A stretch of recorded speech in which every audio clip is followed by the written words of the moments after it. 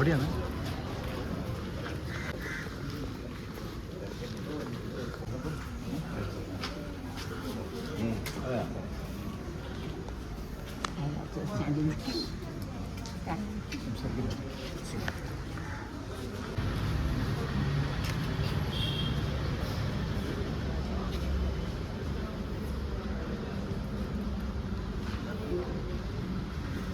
Entrance exit കൊടുക്കുന്നുണ്ട്.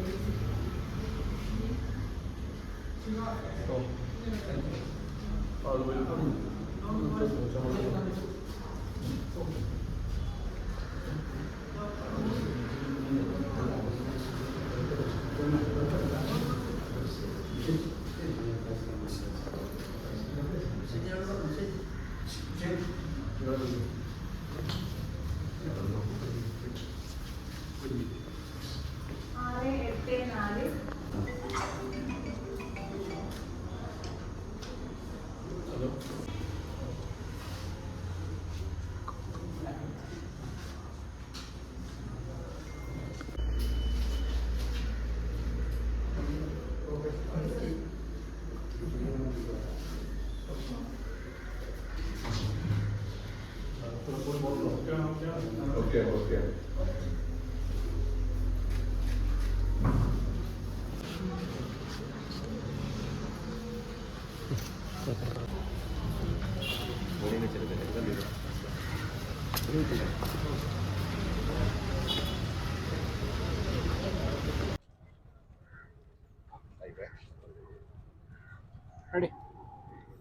ഇപ്പോൾ രാവിലെ ബൂത്തിലൊക്കെ അത്യാവശ്യം നല്ല ആളുകളുണ്ട്. സ്ത്രീ വോട്ടർമാരൊക്കെ കാര്യമൊക്കെ കാണുന്നത് എങ്ങനെയാണ് കാണുന്നത്?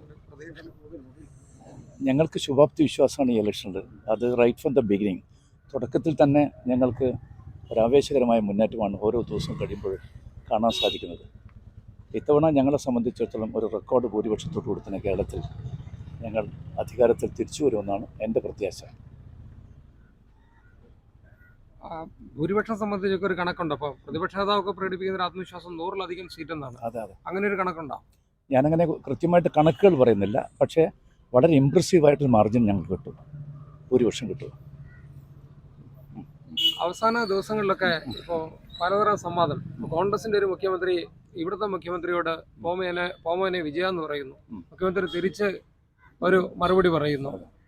അപ്പോൾ എങ്ങനെയാണ് താങ്കളൊക്കെ രാഷ്ട്രീയത്തിലെ മൂല്യത്തെ സംസ്കാരത്തെക്കുറിച്ചൊക്കെ പറയുന്നത്? കോൺഗ്രസിൻ്റെ മുഖ്യമന്ത്രിയാണ് ഇത് തുടങ്ങി വെക്കുന്നത്. ഇത്തരം ഒരു സംവാദം, അതിൻ്റെ രീതിയൊക്കെ എങ്ങനെ കാണുന്നു? അത് ആര് എന്നുള്ള പ്രശ്നമില്ല. നമ്മളൊക്കെ തന്നെ പൊതുപ്രവർത്തകന്മാരും രാഷ്ട്രീയ നേതാക്കന്മാരൊക്കെ തന്നെ തീർച്ചയായിട്ടും ഒരു സംയമനം പാലിക്കണം. നമ്മുടെ സമൂഹത്തെ നമ്മൾ മുന്നിൽ കണ്ടുകൊണ്ട് മാത്രമേ എല്ലാ കാര്യത്തിലും പ്രതികരണം നടത്താൻ പാടുള്ളൂ എന്നാണ് എൻ്റെ അഭിപ്രായം.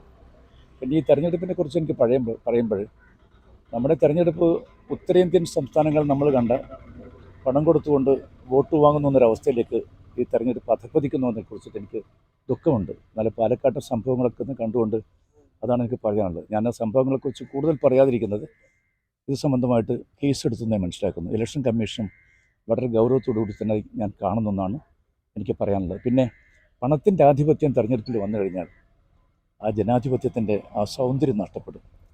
അത് ശരിയല്ല. അതിൻ്റെ അന്തസ്സത്ത നഷ്ടപ്പെടുന്ന ഒരു നിലപാടായിരിക്കും നാളെ വരാൻ പോകുന്നത്.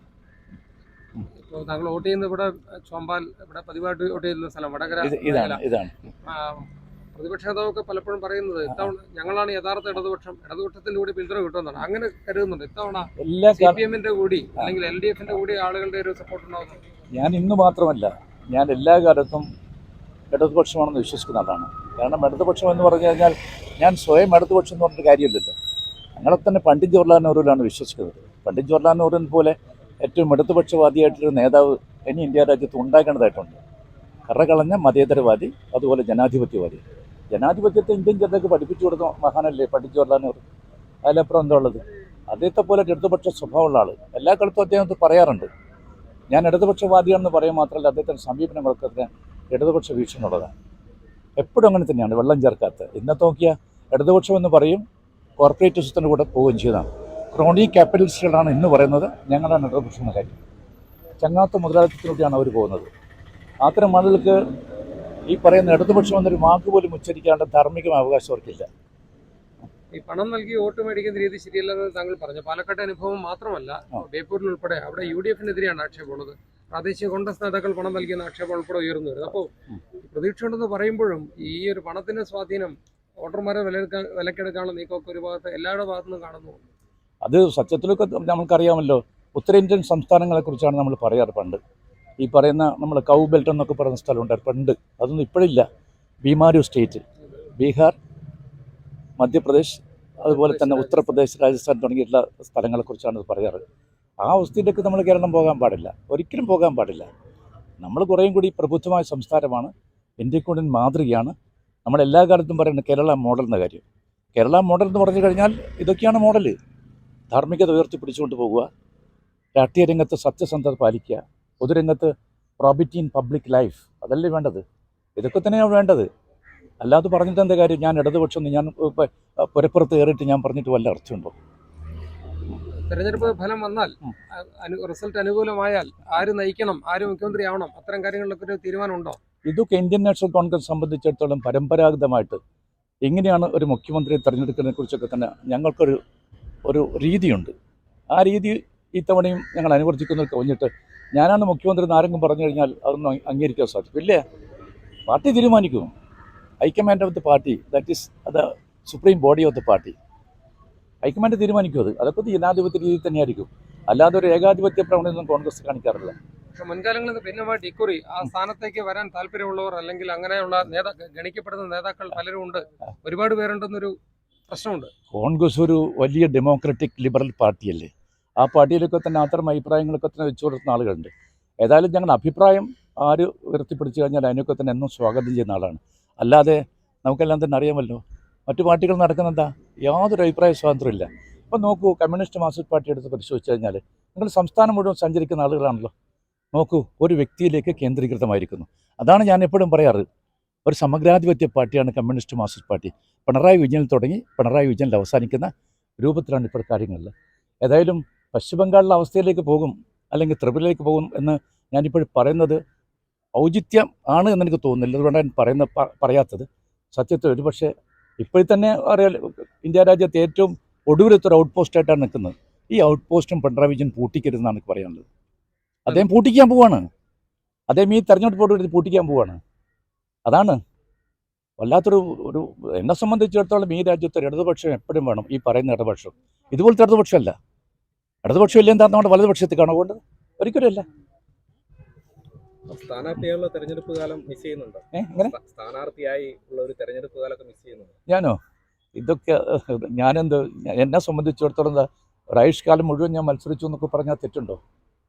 എനിക്ക് ഞാൻ അതൊക്കെ എൻജോയ് ചെയ്ത ആളാണ് കേട്ടോ. അതെ, എല്ലാം എപ്പോഴും എല്ലാവർക്കും മത്സരിക്കാൻ സാധിക്കില്ലല്ലോ, മനസ്സിലാക്കണോ? ഇതൊക്കെ തന്നെ പാർട്ടി തരുന്നൊരു അവസരമാണ്. അതൊരു അവസരത്തിന് വേണ്ടി ഞാൻ എവിടെയും പോയിട്ടില്ല.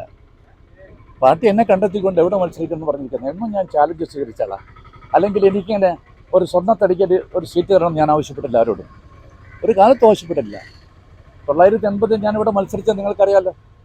ആ കാലം തൊട്ട് എല്ലാ തെരഞ്ഞെടുപ്പിലും എന്നെ വിളിച്ചുകൊണ്ടാണ് സീറ്റ് തരാറ്. ഞാനൊരു സീറ്റിനും എവിടെയും പോയിട്ടില്ല. ഇതാണ് എൻ്റെ ഒരു ജീവിത ശൈലി എന്നൊക്കെ പറയുന്നത്. രാഷ്ട്രീയ തത്വം അതാണ്. തെരഞ്ഞെടുപ്പ് വരും, തെരഞ്ഞെടുപ്പ് പോകും. അതല്ല, ഇന്ത്യൻ നാഷണൽ കോൺഗ്രസ് പറഞ്ഞ ഒരു മഹത്തായ പ്രസ്ഥാനമുണ്ട്. ആ പ്രസ്ഥാനത്തെ സ്നേഹിക്കുക, അമ്മയെപ്പോലെ സ്നേഹിക്കുക, അതാണ് നമുക്ക് ചെയ്യുന്നത്. കഴിഞ്ഞ ദിവസം LDF-ന്റെ നേതാക്കൾ വാർത്താ സമ്മേളനം നടത്തി താങ്കളുടെ കാര്യത്തിൽ വലിയ താല്പര്യത്തോടുകൂടി പറഞ്ഞിരുന്നു. താങ്കളെപ്പോലുള്ള വലിയ പ്രധാനപ്പെട്ട നേതാക്കളെ പരിഗണിച്ചില്ല. അതിപ്പോൾ ഇടതുപക്ഷ പ്രസ്ഥാനത്തിലെ മികച്ച നേതാക്കന്മാർ, MA ബേബി എൻ്റെ ക്ലോസ് ഫ്രണ്ടാണ്. ഞങ്ങളൊക്കെ കണ്ടംപററീസാണ്. ഞങ്ങളൊക്കെ ഒരുപാട് വിദേശയാത്രകൾ നടത്തിയിട്ടുണ്ട്. ഞങ്ങൾ ക്യൂബയിൽ പോയിട്ടുണ്ട്, ഞങ്ങൾ റഷ്യയിൽ പോയിട്ടുണ്ട്. ഞങ്ങൾ പിന്നെ എന്താ പറയുക, ലോകത്തിലെ നേതാക്കന്മാരെ ഫിഡൽ കാസ്ട്രോയെ ഞങ്ങൾ നേരിട്ട് കണ്ടിട്ടുണ്ട്, സംസാരിച്ചിട്ടുണ്ട്. അതുപോലെ തന്നെ യാസർ അറാഫത്തുമായിട്ട് സംസാരിച്ചിട്ടുണ്ട്. ഒരുപാട് ബന്ധങ്ങൾ ഞങ്ങൾക്കുണ്ട്. എനിക്ക് ഇടതുപക്ഷ പാർട്ടിയിൽ നല്ല സുഹൃത്തുക്കളുണ്ട്, ഒന്നാന്തര സുഹൃത്തുക്കൾ. ഇപ്പോഴും ഞാൻ ആശയവിനിമയം നടത്തിക്കൊണ്ടിരിക്കുന്ന മികച്ച സുഹൃത്തുക്കൾ എനിക്കുണ്ട്. അതിലൊക്കെ എനിക്ക് അഭിമാനമുണ്ട്. ഞങ്ങളെ ഫ്രണ്ട്ഷിപ്പ് കീപ്പ് ചെയ്യുന്നുണ്ട്. ആ ബന്ധം പക്ഷേ പിണറായിയോടുണ്ടോ? പിണറായിയോട്ട് നല്ല ബന്ധമല്ലേ? നല്ല ബന്ധമാണ്. ഞങ്ങൾ തമ്മിൽ എന്താവുന്ന അഭിപ്രായ വ്യത്യാസം ഉണ്ടെങ്കിൽ ഞാൻ മുഖത്ത് നോക്കിയിട്ട് പറയും. അദ്ദേഹം അതുപോലെ ഉത്തരം പറയാറുണ്ട് എന്നോട്. അല്ലാതെ അയാളോട്ട് എനിക്കെന്നുള്ള വ്യക്തിപരമായിട്ടൊന്നുമില്ല. അദ്ദേഹത്തിൻ്റെ സമീപനങ്ങളിൽ എനിക്ക് വിയോജിപ്പുള്ള കാര്യം ഞാൻ ആ വിയോജിപ്പ് അതിൻ്റെ എല്ലാ അക്ഷരത്തിലും അർത്ഥത്തിലും അദ്ദേഹത്തിൻ്റെ മുഖത്ത് കിട്ടാൻ സംസാരിക്കുക. അല്ലാതെ പിറകിൽ നിന്ന് സംസാരിക്കുക, പിറകിൽ നിന്ന് കുത്തുക, ഇതൊന്നും എൻ്റെ ചരിത്രമല്ല. യോജിപ്പുള്ള കാര്യങ്ങളുണ്ടോ അദ്ദേഹത്തിന്?